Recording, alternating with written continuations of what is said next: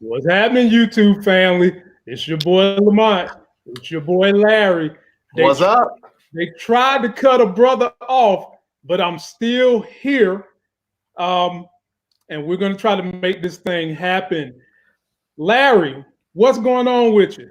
Man, everything is everything, man. It's good. I was worried for you for a minute because I thought they were trying to come for you.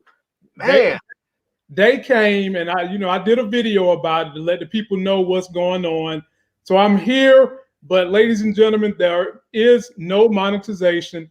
You can't super chat me, but if you want to reach out to me because it's Christmas and I provided you some level of entertainment, you can hit me at the Cash App. My link is $LifeGains. You can still join Patreon, and we are having a sale in the shoplifegains.com t-shirt store.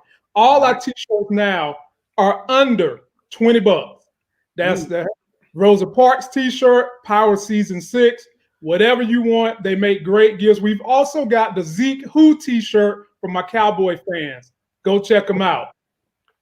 Larry, how can the people reach you? And if they want to make donations to your channel, how can they do so?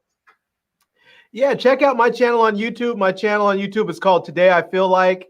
So if you actually have to spell it out, separate words, Today I Feel Like. You can put it all in at once. Hopefully it'll come up. But also if you search for BLK Photo, you'll find me on there as well. Okay. And my, if you guys want to support the channel, give me some likes, give me some subscribes, whatever. If you want to do a financial donation, my PayPal thing's on there as well. So any kind of love I appreciate and accept. So yeah, there you go. Hit your brothers up. Also, if you hit any of my videos, if you check the video description of any of my videos down below in the video description, you'll see links to all my social media stuff, all my Facebook, Instagram, Twitter, all that stuff. So there you go. Hey, man, follow us everywhere. You never know nowadays when someone might yank you because they want to censor your ass for whatever reason they deem possible. I'll tell you, it's frustrating, man, because you see, the stuff that they tell you that they're banging you up for, and you look and you see these white dudes on here with like 600,000 subscribers, 1 million subscribers, and they're doing that stuff and a whole lot more, just blatantly, and get there's no consequences for them. They have their channels monetized. Their channels are being promoted. Their stuff is showing up and recommended, in the recommended video section. I mean, they're getting all kinds of love from YouTube. It's just, I'm not trying to say there's a racial element to it, but it sure feels that way when I keep seeing brothers get hemmed up for it and the white dudes are just floating on through. Well, there are some of us that I think more of the issue is if you get big enough, YouTube just don't want to take you away because you wield so much influence, you wield so much money coming their way. It's kind of like in this country, the wrong thing happens where you can become too big to fail or punish. It's an issue it seems like happens in this country. So having said those things, ladies and gentlemen, we're going to jump right into it. We're going to start out with GodFather of Harlem first.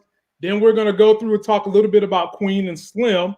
We're going to talk about the DVD releases that have come out this month, and then we'll end on Larry and Tech.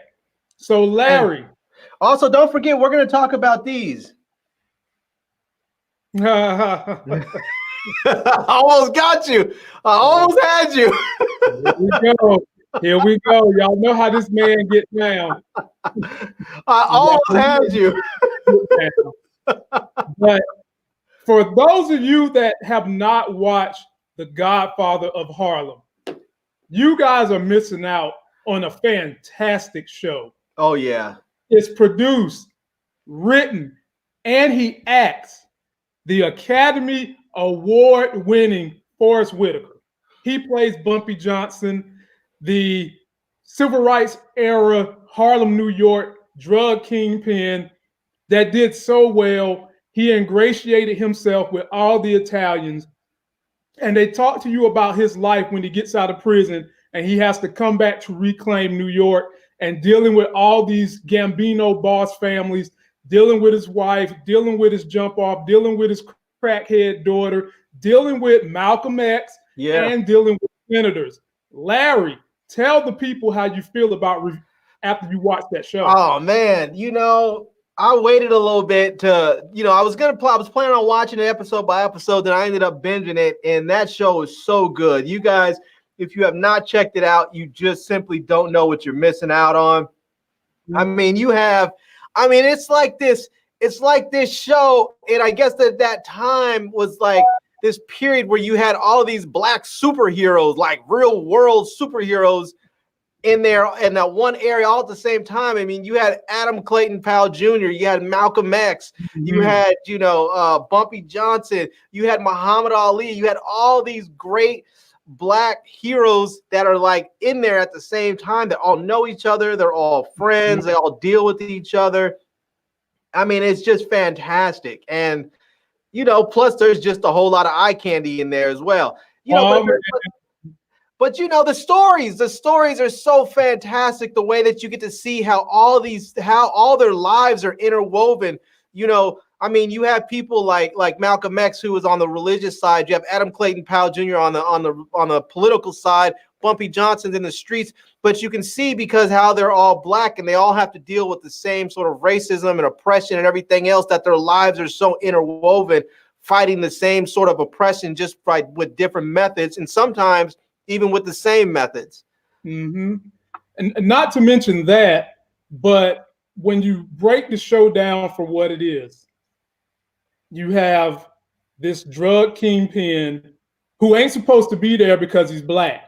First of all, remember, during that era, he's less than a human being. But he so showed dominance, resilience, and brilliance of the streets, how to make money, that they had no choice but to reference this brother. That's right. And they go through the series where you see how politicians and power and money are basically laying in the same bed together. It's just who can pay enough money to get the politicians to make laws that influence their business. That's right. In this show, they have a whole bunch of episodes where you see people trying to get Senator Powell to bend the knee for money. Just plain and simple. Right. Plain and simple. And then in one episode, you had Malcolm X dealing with Senator Powell. You had Bumpy Johnson dealing with Senator Powell. And you had Senator Powell's ego dealing with Senator Powell, because there was a shell company that owned a facility, apartment complex in New York, where people lived that was receiving government assistance. Most of the time between us, politicians don't really give a damn about people who can't help them get in office until they need to get the news to help them do so. And this was a situation where Senator Powell wanted the media coverage of these poor people living in slumlord conditions, and he was going to do something about the owners. Guess who was one of the owners? Well, guess who owned all of them?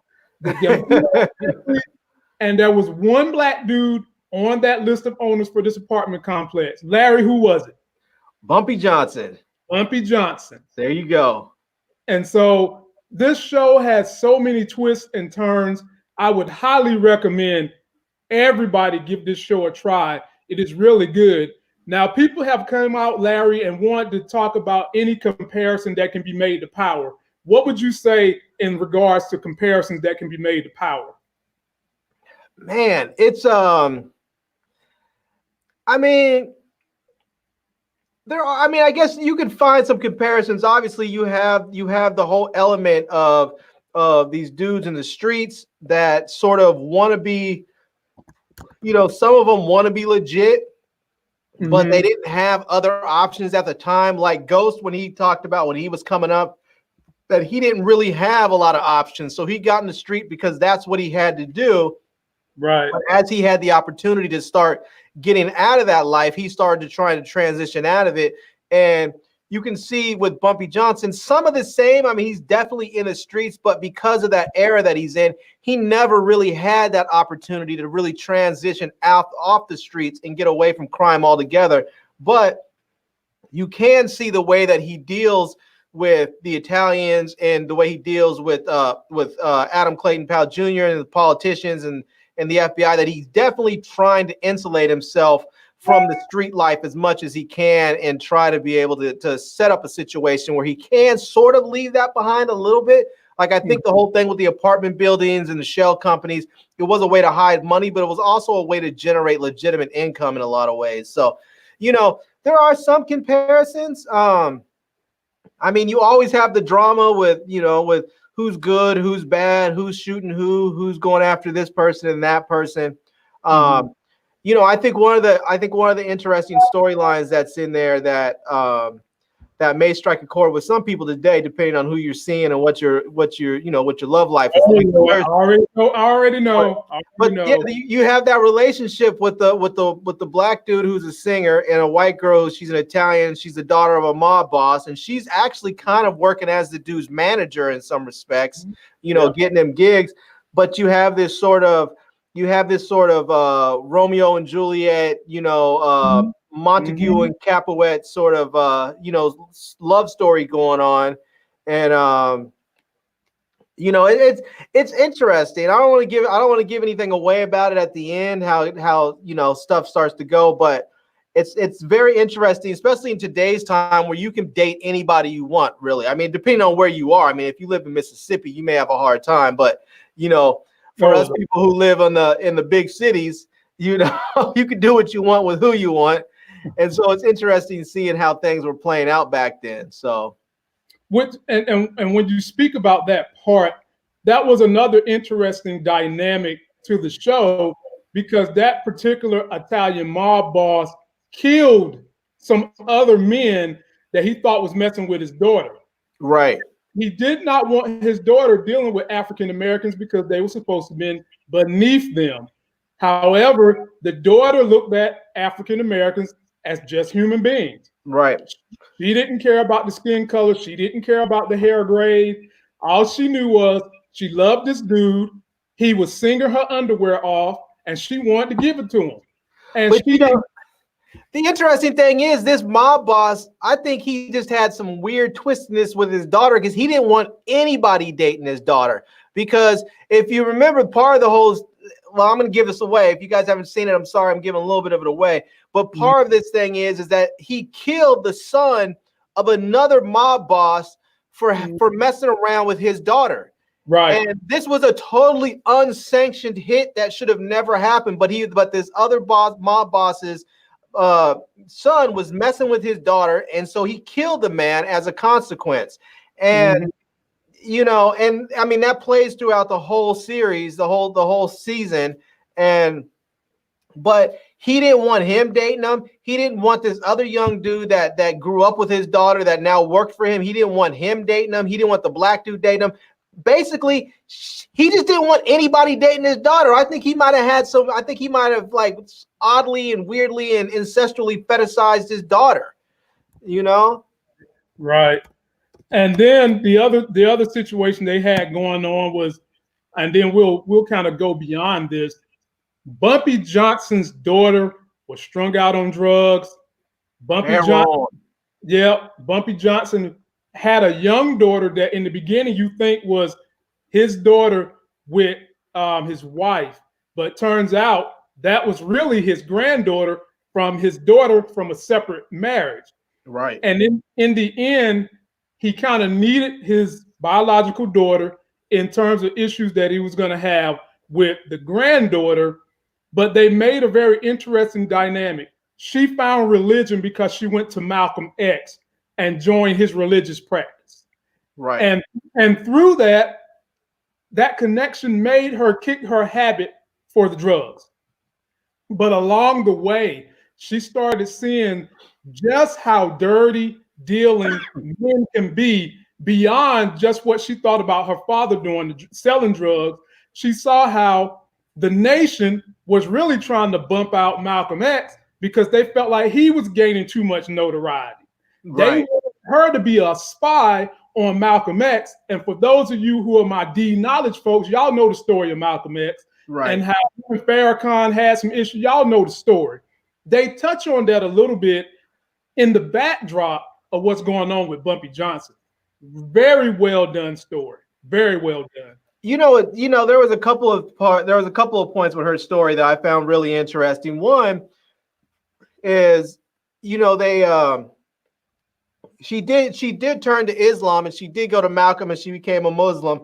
But the thing that I found really interesting was when her dad took her to Malcolm to go get clean, and she was at the temple's rehab center. Excuse me, trying to get clean. She ended up leaving. Okay. And she left. And when she decided that she wanted to get clean for herself, she basically went and rented an apartment and handcuffed herself to the radiator and just had herself a bucket that she could pee in and a jug of water, and that was it. And she stayed in that room and kicked her habit on her own. And then once she kicked it, then she went to the nation and got right with religion as she wanted, and she was there. But the other thing that was really interesting to me, there was a scene where she gets caught stealing, and one of the security guards rapes her. And when her dad goes there, I think it was her dad and Malcolm were there, and her dad was upset, and she tells her dad, they're in the back and they're going, she tells her dad, "You think this is the first time I've been raped? I'm a junkie. I've been raped so many times I can't even remember."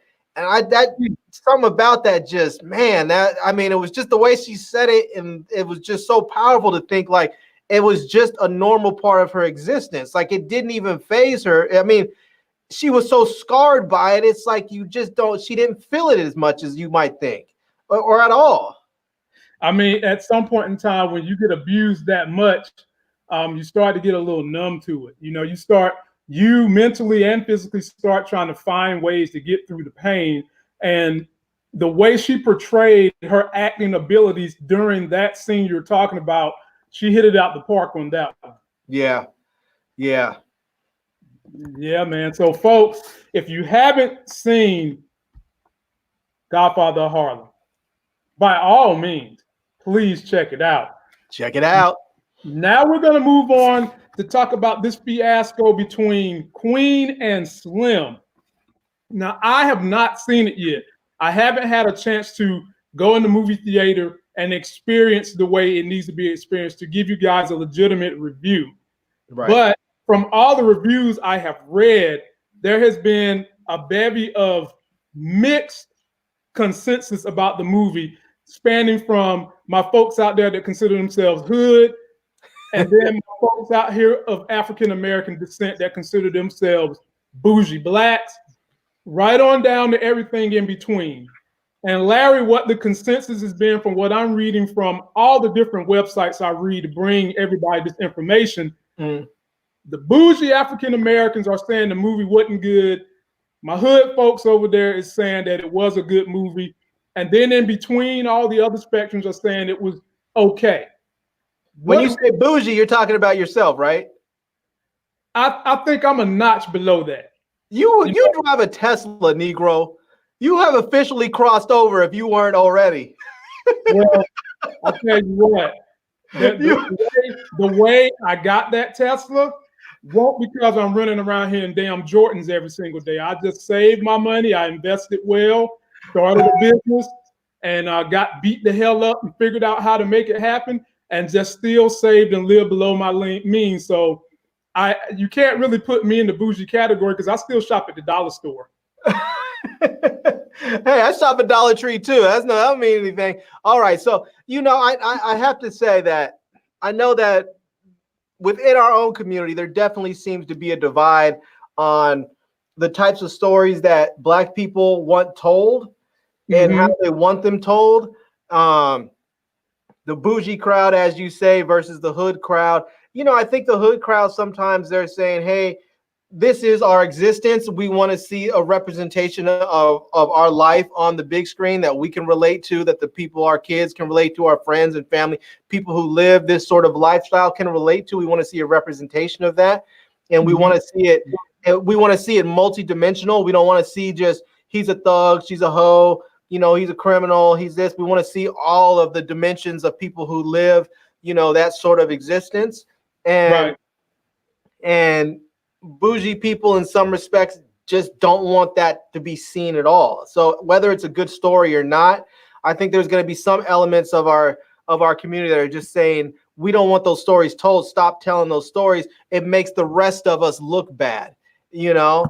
And unfortunately, the problem is that for us, we could watch a story like Queen and Slim, and we can see all the intricacies of their relationship, of their relation to society as a whole, as Black people, as men, as women.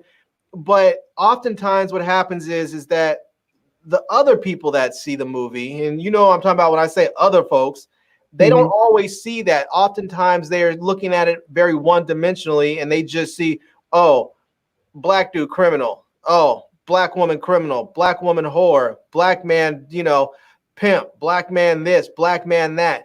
You know, it's just, it becomes, they look at things oftentimes one-dimensionally, and sometimes I think that they go to these movies because they want to break out. Sometimes they go there because it's just entertaining. They can reinforce their already existing stereotypes. But I think sometimes bougie Black folks don't even want to take that risk of having other people potentially see this in a multidimensional way. They just don't want the stories told because they believe that it just makes every Black person look bad.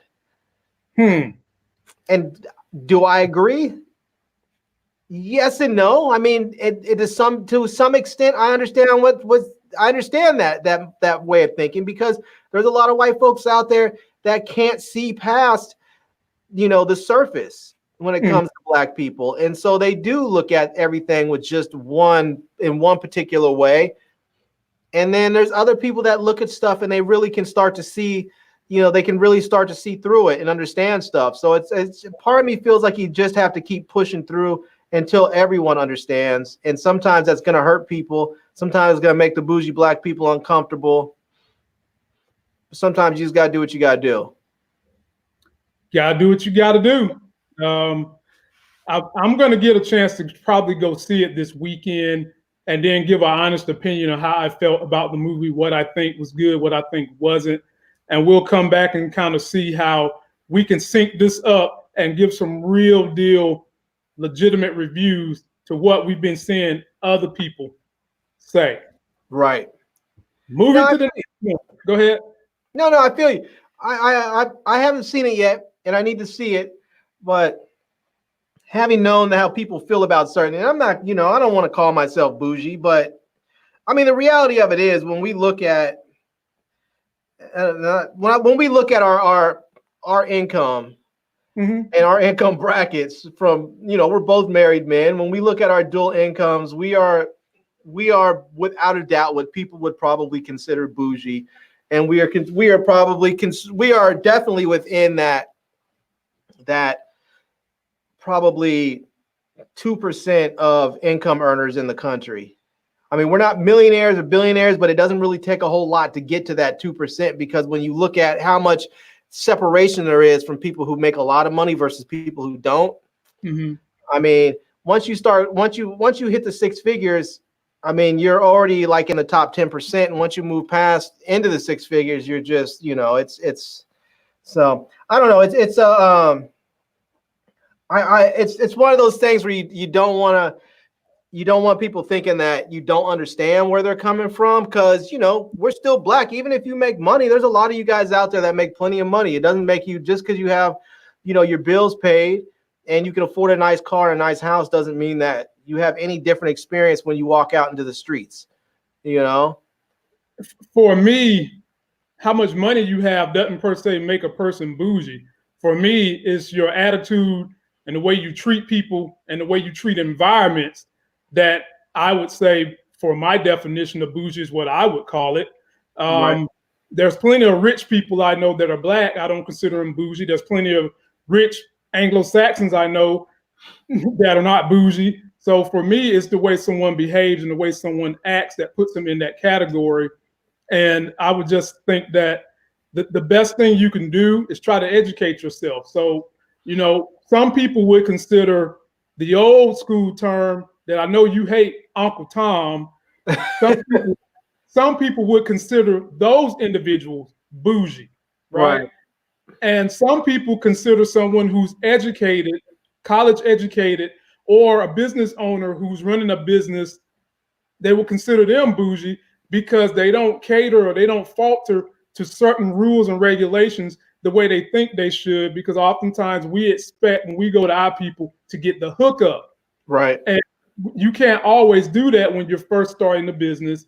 You can't always try to help everybody when you first get going in business, because you wind up destroying your business, or you wind up, let's just say you're in some field where you're using your education and you utilize your education in a way that someone else doesn't understand. They start looking at you like you're bougie or you're an Uncle Tom, when that's not even the case. Right. Your education has rules, or your job has rules you have to follow. And if you bend these rules, you put yourself at risk at the behest of people wanting you to, per se, keep it real. Right. Right. No, I feel you on that. I definitely feel you on that. And you're right. I mean, part of being bougie is a certain attitude. And I guess I often associate that with having a certain amount of money, because most people who don't have a certain amount of money don't bother trying to act bougie. You know? But there are plenty of people out there that just do anyway. They act how they want to act regardless. I'm from the hood, and there was plenty of Montresors, Laquitas, that all they ever wore was Air Jordans. Their hair was done, their nails was done, and you couldn't tell them chicks nothing. You hear me? I mean, nothing. You know, for them, they was living the bougie life. Right. See, to me, I guess it's different for me, because I mean, I grew up. I didn't grow up in the hood. I grew up in the suburbs in California. Burbs. Okay. I grew up in the burbs in California, and you know, when I moved for a while after I lived in Covina, and then I moved to Bakersfield. And when I went to Bakersfield, there was a lot of black folks out there, whereas I mean, when I was in Covina, the only black folks I was around were my brother and sister, and there was like 2 other families. And so when I went to Bakersfield, there was a whole lot of black folks out there. And when I saw people that, you know, they used to act all persnickety or whatever because they were rocking the new Jordans or the new Nike whatevers, or back then people were rocking Troops and Filas and stuff. And so I just never looked at that stuff. I mean, I know they thought themselves as doing something big because they were rocking some fancy shoes. And to me, I always thought it was kind of a waste of money. You know, I was always more interested in buying other stuff that really mattered. You know, like when I was in high school, I was like one of a handful of kids at the school that actually had a car, you know? Okay.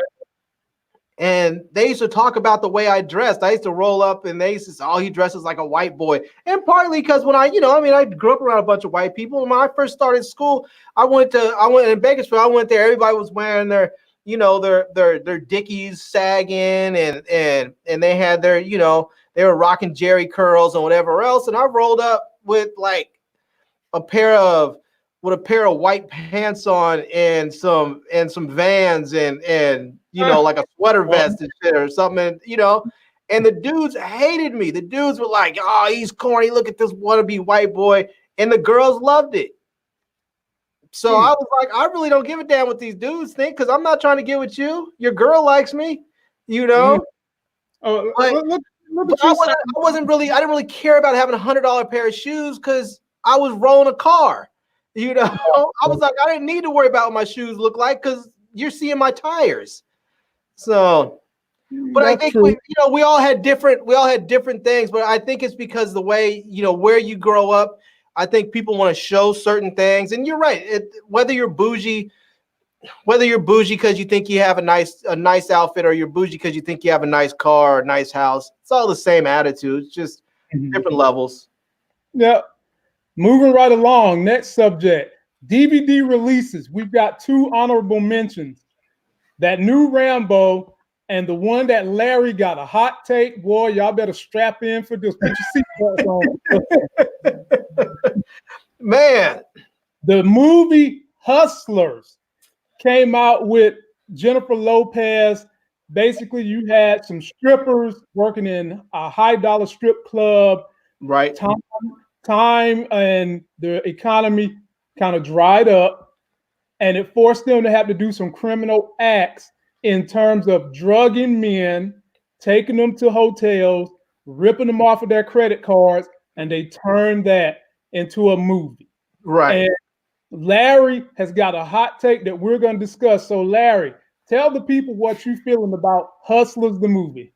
See, this is the way I feel about this thing. I feel like this movie is just, don't get me wrong. The movie was interesting to watch.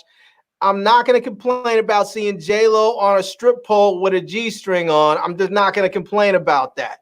It was a good movie. I mean, yeah, it was an entertaining movie. Right. The problem I have is that if you had just simply switched the genders, people would have been screaming holy hell about this, saying that this was terrible, that they would have been calling this rape and sexual assault, saying this is horrible, these people should be prosecuted to the fullest extent of the law. But because these are women doing this to men, they basically got nothing. They got really no jail time. They pretty much, I think 2 of them got like a couple of months, and the rest of them just got like probation, and some fines. But could you imagine if there was a movie where about a bunch of male strippers who were taking women, they had their regular clients, and then they would meet up with their clients, and they would go to clubs or bars and meet people, and they would drug them, sexually assault them sometimes, take their money and their credit cards, and then just be like, deuces, I'm out. I mean, I can't even imagine how much of an uproar would be. And in today's day and age, with this whole Me Too movement, where women are fighting for equality, and in some respects, if you're still fighting for equality should not mean that you get to commit all kinds of crimes against the opposite gender with impunity. Because if that's what you're saying and that you want to do, then you're saying, okay, men can commit crimes against women without any consequences, and then women can do it too. If that's what you're saying, then everybody just runs around committing crimes against each other. And I thought part of the whole thing is to stop that crap altogether.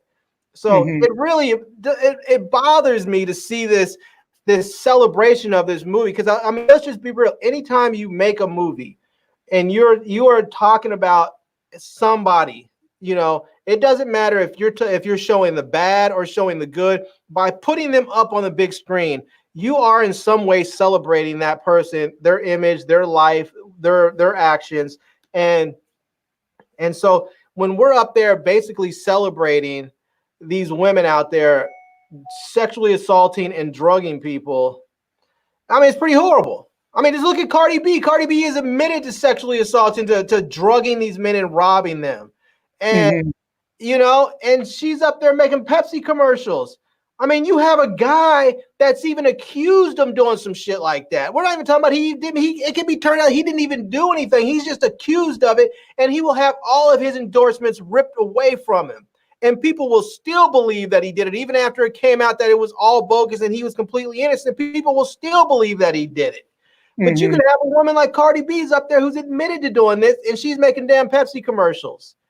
This is some bullshit, to be honest with you. And I like Cardi B. I like her music, but this is some bull. So it's so many points in that to break down. Let's just start with me, the one that affects everybody, the high top point. White collar crime does not get treated the way it should, period. If you watch Wolf of Wall Street, if you watch American Greed and all the stories in American Greed, if you watch these people that do these Ponzi schemes, right on down to hustlers, these people ruin folks' life by getting them out of their lifetime savings. They ruin their life. Those same individuals know the rules don't hurt them, and they know the rules, how to bend them and get around them, and they know the consequences. So they are willing to say, if I do white collar crime and I get away with $10 million plus, I might have to go to jail for 3 years. I can go hide my money offshore and act like I spent it all, and then I can come back out, live my life, and write a damn book, and Right. make act like I'm a fucking hero. Right. That's the highest issue that I have with everything Larry just said. That's issue number one. It should never be that somebody's in jail for selling a dime bag of weed, 21 years, but mini Bernie Madoff, who made out with $25 million, goes to jail for 7, comes back out, and he's probably living a cushy life with the money he hid somewhere. That's problem number one. Problem number two, our society continues and has accepted these double standards, and they're not just with men, they're with women. So here's an example of one with men, and I just had this conversation with men the other day. Men, if they have a boy and a girl as children, and if the opportunity for either one of them to become gay happens, which one do you think they would rather have gay, the boy or the girl? Everybody I talked to said they'd rather the girl be gay because they can deal with that better than the boy. Right. In all honesty, that's a double standard. No different from what Larry is talking about. If you're going to be okay with this one being gay, unfortunately, you should be okay with this one. The other one.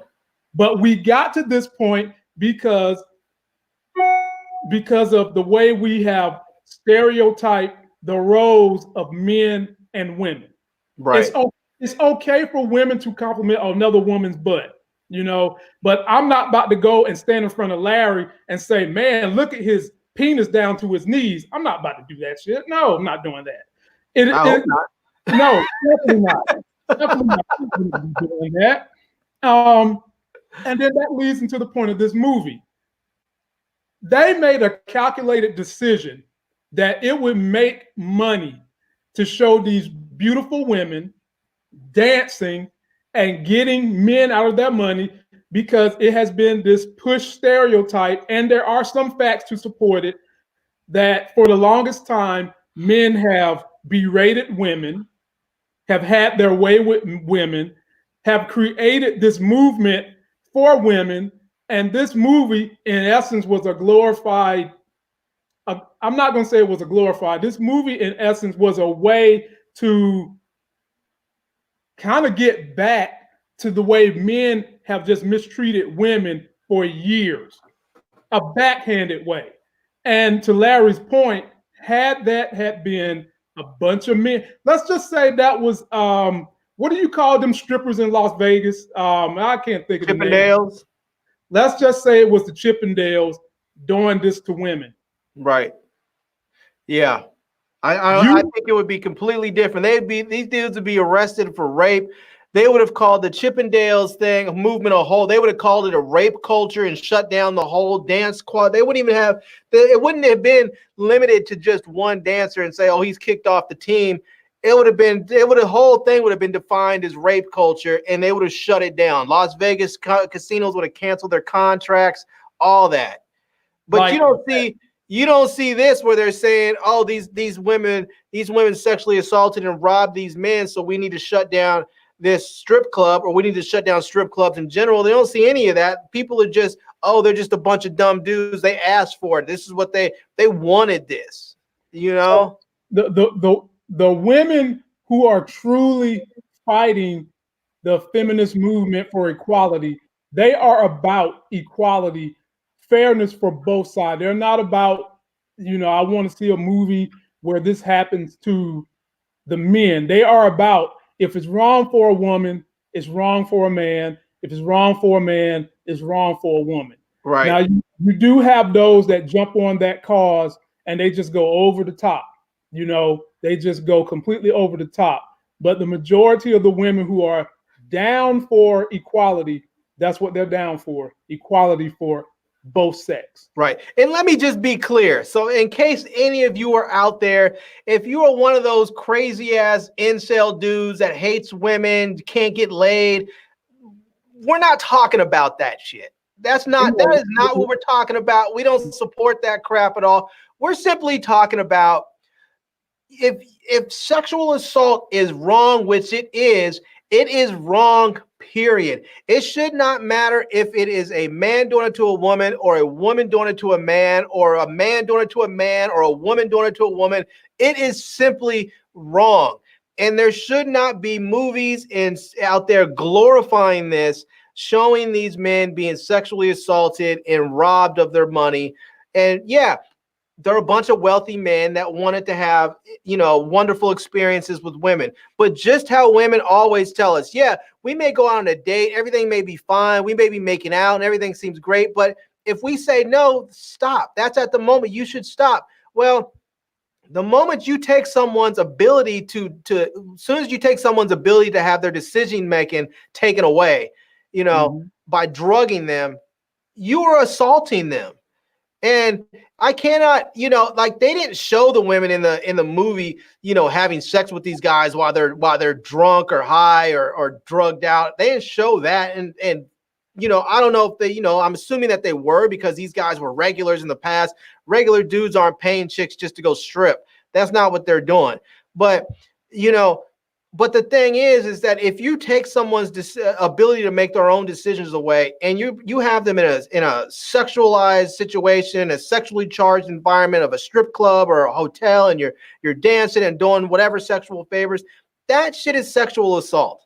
And just as if you slipped a roofie in some girl's drink in a frat house, and then you went and said, oh, she wanted it, we were making out before, and then we went to my room.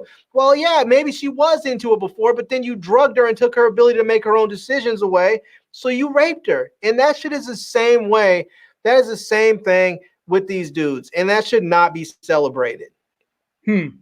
Well, unfortunately, as long as people are going to spend money to go see these type of things, they're going to be made.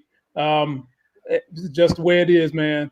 Whether it's right or wrong, if there's an appetite for anything like that, people are going to do it.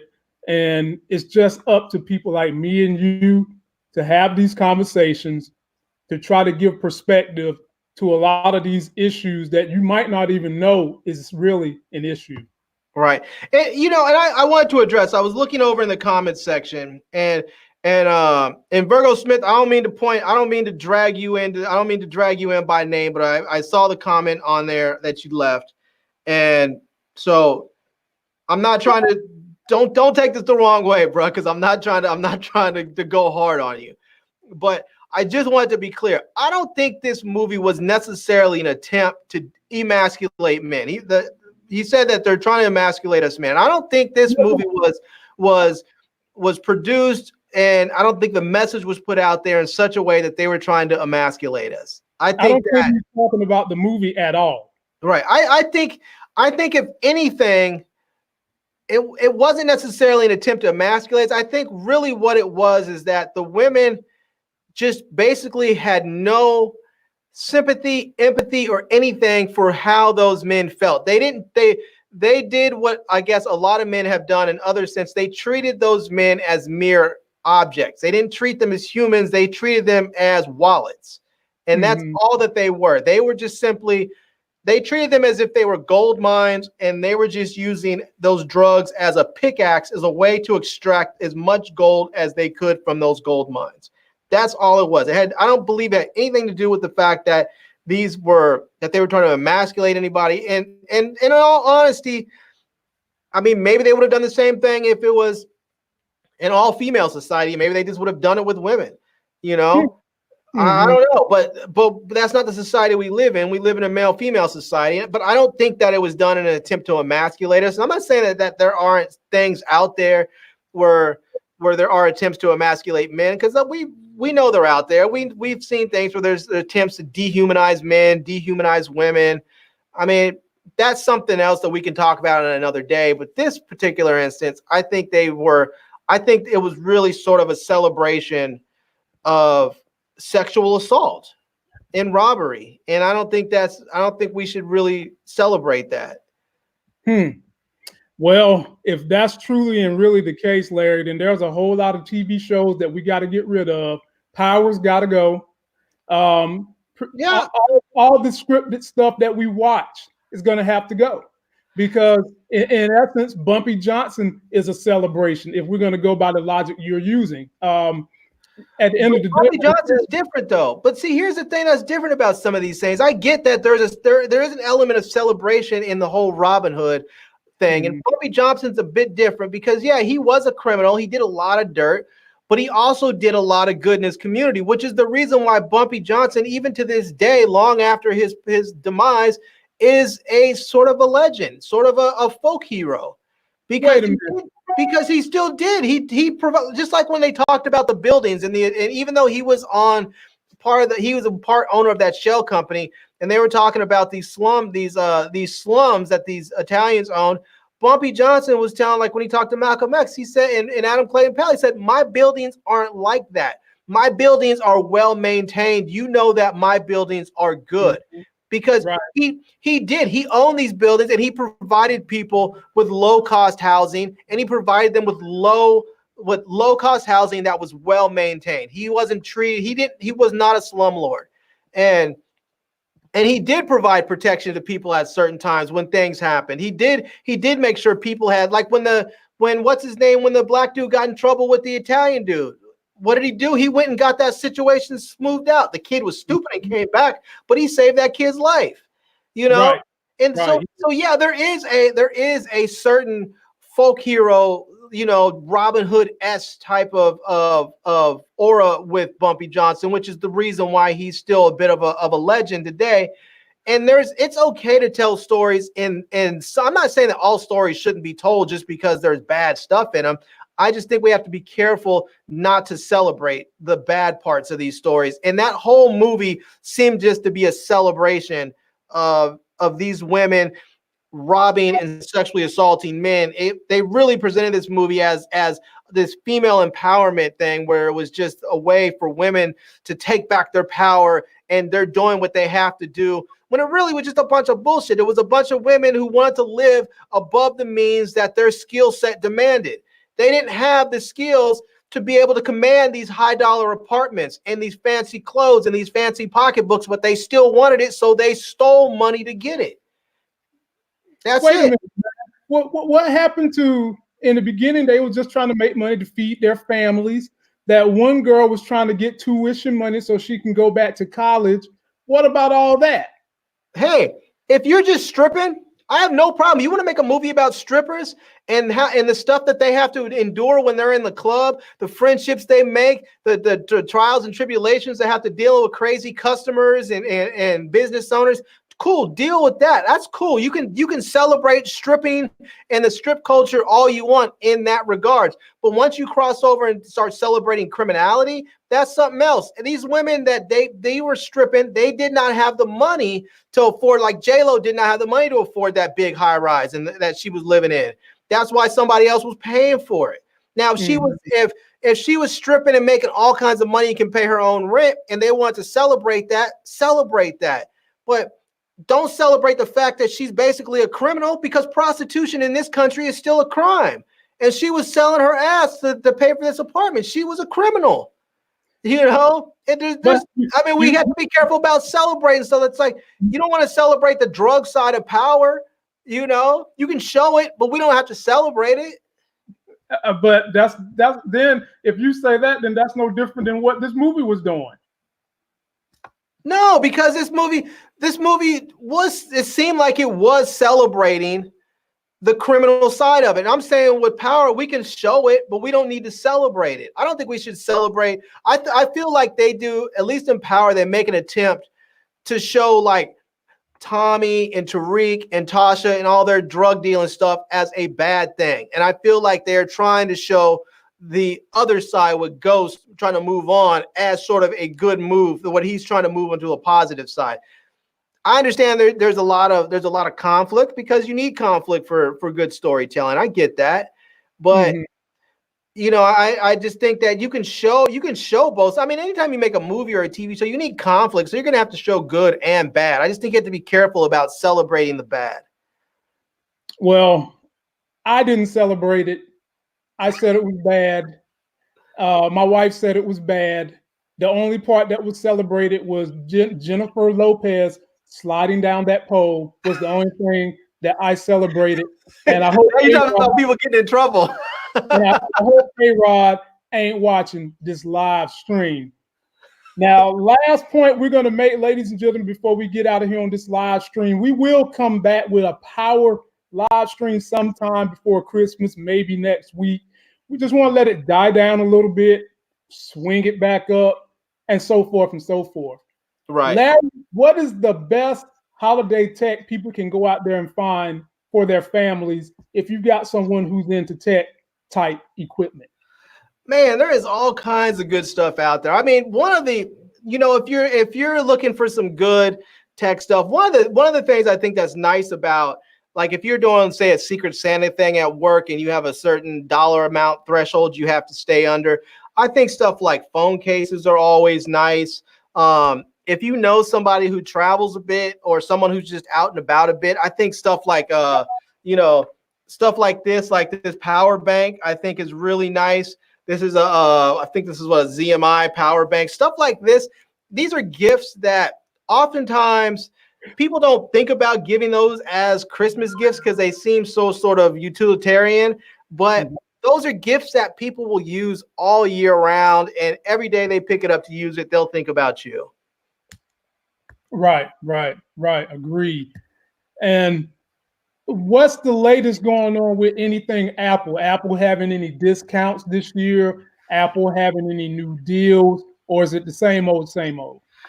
A lot of it's the same. I mean, they do have a few discounts on some of their iPads. If you have bought an iPad or a new iPad or a new iPhone or new Apple TV, I think I mentioned this before, you can get the Apple TV Plus service for free for 1 year. So that's a nice bonus. I wouldn't say go buy an iPad or an iPhone just to get the service for free, because the service is only $5 a month. So, you're talking about $60 a year. But if you have bought a new phone, or you're looking at buying a new iPad, it's an extra little bonus that you can get. And I'm not sure how long they're going to run it for, but I believe it started on like October 21st or something like that. And so if you bought a new phone or iPad or something from that point through right now, even, I don't know when they're going to end it, you'll get that free service for a year. So that's something nice they're doing.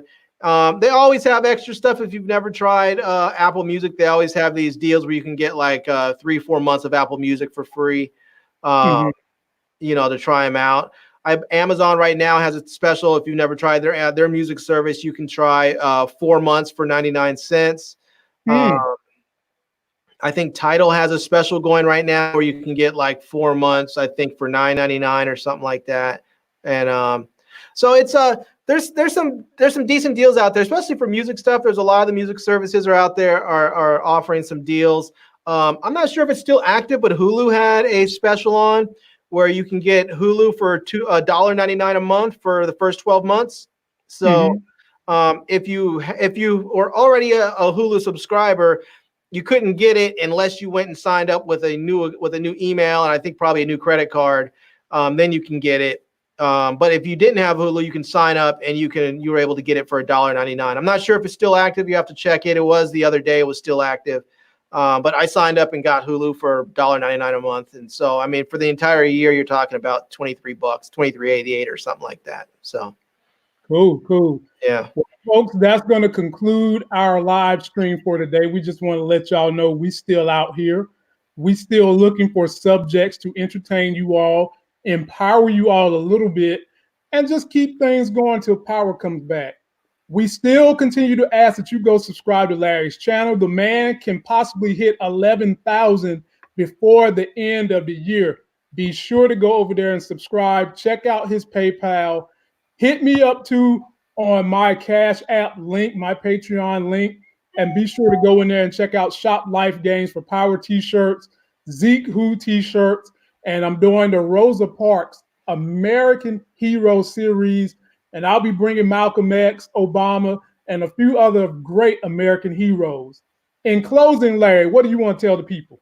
First, I want to tell them all, thank you very, very much. I've seen a lot of you guys come over to my channel. I've seen you in the comment sections and of various videos, and I hit the 10,000 mark.